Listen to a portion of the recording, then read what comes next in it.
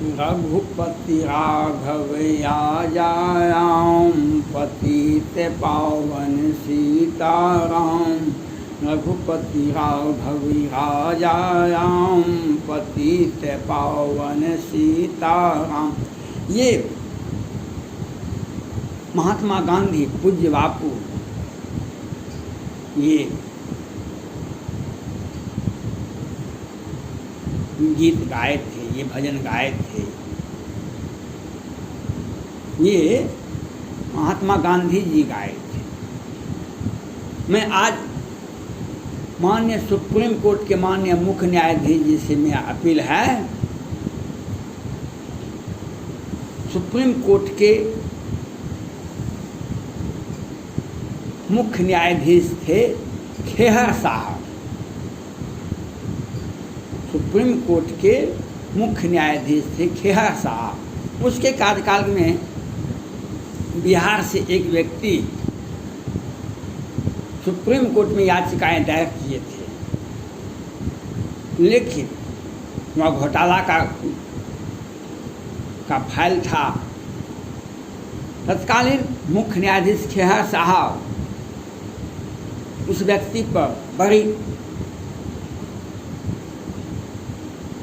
आपा खो दिए थे। कहा कि जो याचिकाएं वापस लो, नहीं तो 5 लाख रुपया फाइन करूँगा और 3 महीने का मैं जेल भेज दूँगा। सुप्रीम कोर्ट के मुख्य न्यायाधीश थे खेहर साहब। उन्होंने अपना आपा खो दिए थे। बिहार के एक व्यक्ति ने बिहार सरकार के विरोध में एक याचिकाएं दायर किए थे। वह मामला ठंडा गया, बेचारे याचिकाएं दायर कर वापस ले लिए। पटना हाई कोर्ट ने 2020 में पटना हाई कोर्ट के वरीय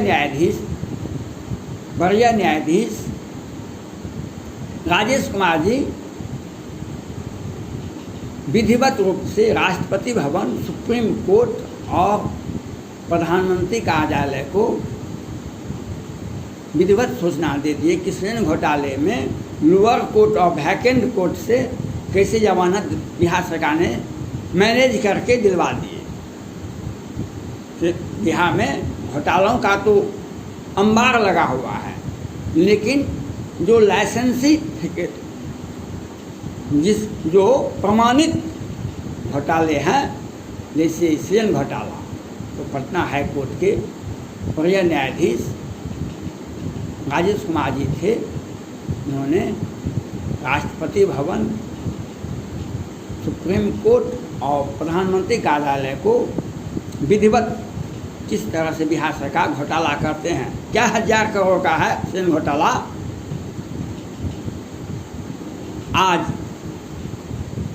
बिहार में जदयू की बड़े विधायक हैं, माननीय विधायक जी का मैं बहुत बहुत धन्यवाद ज्ञापन करना चाहता हूं, जो इसके पहले भी बिहार सरकार के नगर विकास मंत्री और बिहार सरकार में उप मुख्यमंत्री तारकिशोर प्रसाद पहले कहे 8 लाख, अब का कल कहे 20-25 लाख रुपया वसूली किए हैं। ये माननीय विधायक जी का मैं कोटि कोटि धन्यवाद ज्ञापन करना चाहता हूँ। उन्होंने अच्छे हिम्मत के साथ सरकार के विरोध में आवाज़ उठाए, अपनों ही सरकार के विरोध में आवाज़ उठाए। ये होना चाहिए। मैं माननीय सुप्रीम कोर्ट से मेरा अपील है, बिहार में घोटाला कैसे कैसे होता है। ये तो एक घोटाला ऐसा भी है जो बिहार को कलंकित करता है। एक घोटाला ऐसा भी है जो बिहार को, भारत को, दुनिया में भारत को,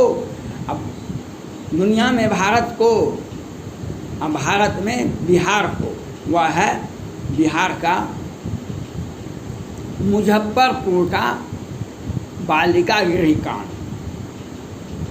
बिहार का मुजफ्फरपुर का बालिका गृह कांड, जो अनाथ बच्चियों का बालिका गृह में अनाथ बच्चों का बिहार सरकार उसके ऑलराउंड डेवलपमेंट के लिए करोड़ों करोड़ों रुपया देते थे, करोड़ों करोड़ उसके ऑलराउंड डेवलपमेंट के लिए।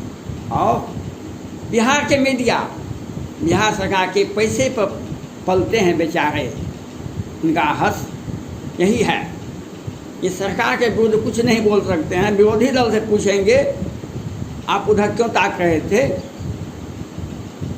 बिहार के मीडिया। और उस मुजफ्फरपुर में जब कैसे कैसे ने गोगोई साहब सुप्रीम कोर्ट के माननीय मुख्य न्यायाधीश थे, उनको इस बात का पता चल गया कैसे न, तो उन्होंने जांच करवाए। तो इतिहास को कलंकित करने वाला बिहार में यह घोटाला निकला। 11 बच्ची की हत्या होती है, 34 के साथ बलात्कार होता है। उस संस्था का भौतिक सत्यापन होता है बिहार सरकार द्वारा, और करोड़ों करोड़ उस संस्था को फंड देती है बिहार सरकार। और 11 बच्ची की हत्या होती है, 34 के साथ बलात्कार होता है। तत्कालीन सुप्रीम कोर्ट द्वारा जिला न्यायालय को आदेश देते हैं जांच करने का। जांच रिपोर्ट भी आ गया, 4th ग्रेड का, 3rd ग्रेड का। एक ठाकुर जी हैं संस्था के अध्यक्ष, 3rd ग्रेड का, 3rd ग्रेड नहीं 4th ग्रेड, उस कर्मचारी को सजा होती है और ठाकुर जी को सजा होती है। और बीच में जो हैं माननीय लोग जो सेवा पद का के ही न पाए पद को गाया। अब रामायण सुनेंगे, ऐसा कोई भी व्यक्ति नहीं है जो पद पाने से गोवाता नहीं है। पद पाने से बहुत सारे लोग गोवा जाते हैं, वे अपना आपा खो देते हैं। अपना तो बिहार में उन लोगों पर कुछ भी नहीं हुआ। कितना करोड़ का ठेका गया, कितने बच्ची ये हुआ सृजन। ये मुजफ्फरपुर का बालिका गृह कांड हुआ। मुजफ्फरपुर का बालिका गृह कांड में मैं माननीय सुप्रीम कोर्ट से कहना चाहता हूँ, जो वह जजमेंट जिस आरोप पर सुप्रीम कोर्ट ने तत्कालीन मुख्य न्यायाधीश जी ने जो आरोप पर संज्ञान लिए थे, वह जजमेंट जो आया है वह जजमेंट अधूरा है। आप उस केस को देखिए, आपके ही कोर्ट द्वारा संज्ञान लिया गया था, आप उसको देखिए। 1989 में नीतीश कुमार जी हत्या में इनका नाम आता है। 1989 में सीताराम सिंह की हत्या दीन उजाले में होता है। सुप्रीम कोर्ट के में बिहार विधानसभा में विपक्ष के नेता, वे बिहार विधानसभा में विपक्ष के नेता 2020 में ही शुरू में ही वे याचिकाएं दायर करवाते हैं। सुप्रीम कोर्ट खारिज कर देता है। ये इस केस को भी आप देखने का प्रयास करें, ये किस तरह से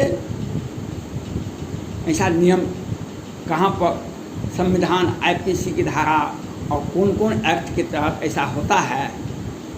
एक व्यक्ति को आप निर्भया कांड में 5-6 व्यक्ति को आप हत्या का मामले में फांसी दे दिए, जो 20 वर्ष के भी नहीं थे। और एक व्यक्ति को हत्या के मामले में आप संज्ञान भी नहीं लेते हैं।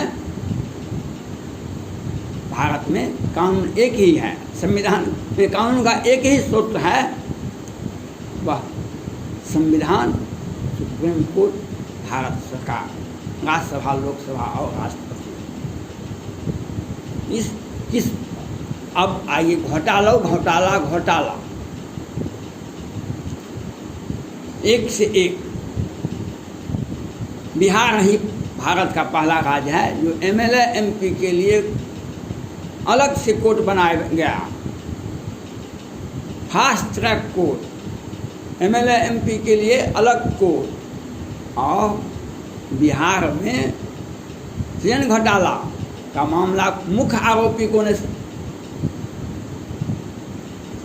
केंद्र सरकार का ईडी विभाग वह जांच कर रहा है जो सृजन घोटाले में।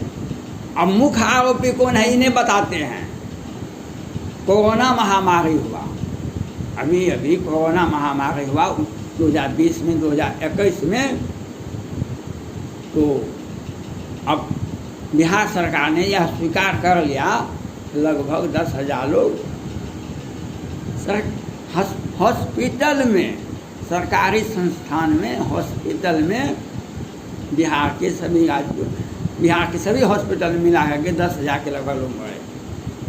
लेकिन पटना हाई कोर्ट के माननीय मुख्य न्यायाधीश ये पूछते हैं और सब मरने वालों की संख्या बताइए।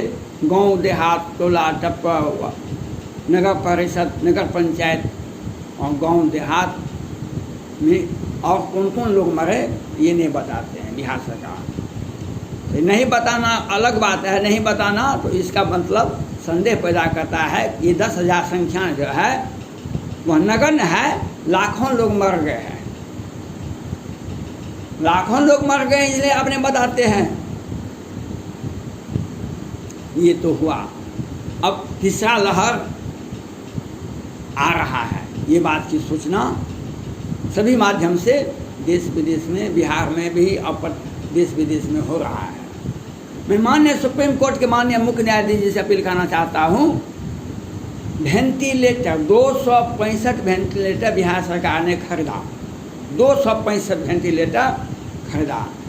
अब भारत के किस कंपनी से खरीदे या विदेश के किस कंपनी से खरीदे और क्या 1000 करोड़ का ये वेंटिलेटर है। और वेंटिलेटर क्यों खरीदा गया था? मानवता को बचाने, बिहार की जनता को बचाने के लिए, स्वास्थ्य लाभ देने के लिए।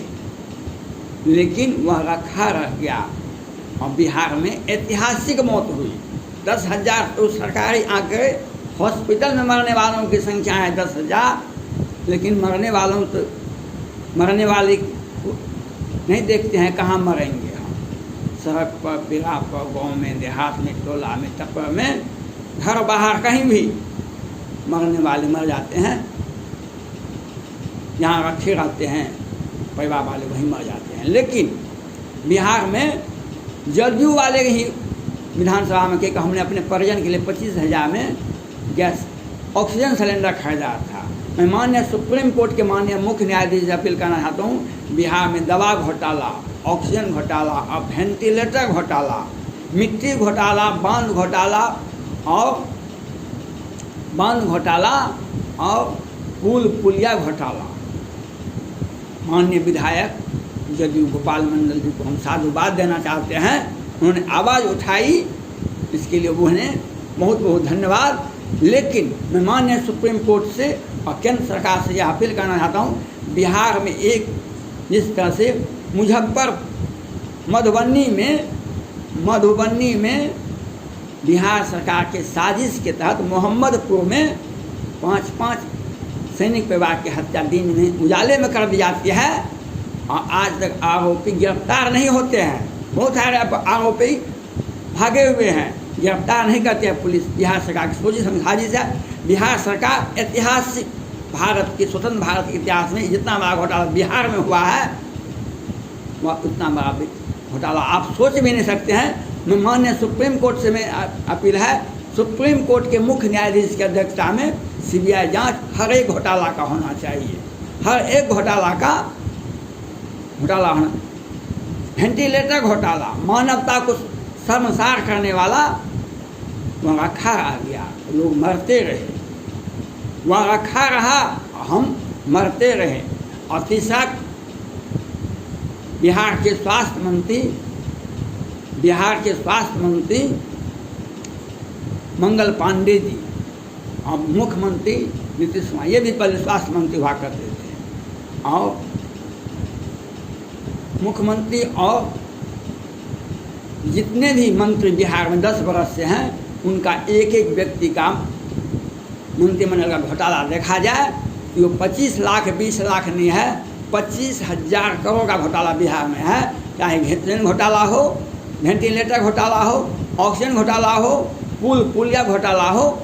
इसके लिए सुप्रीम कोर्ट से मेरा अपील है, केंद्र सरकार से अपील है, सीबीआई जांच होनी चाहिए, एनआईए जांच होनी चाहिए, तत्काल होनी चाहिए। ये नहीं धन्यवाद।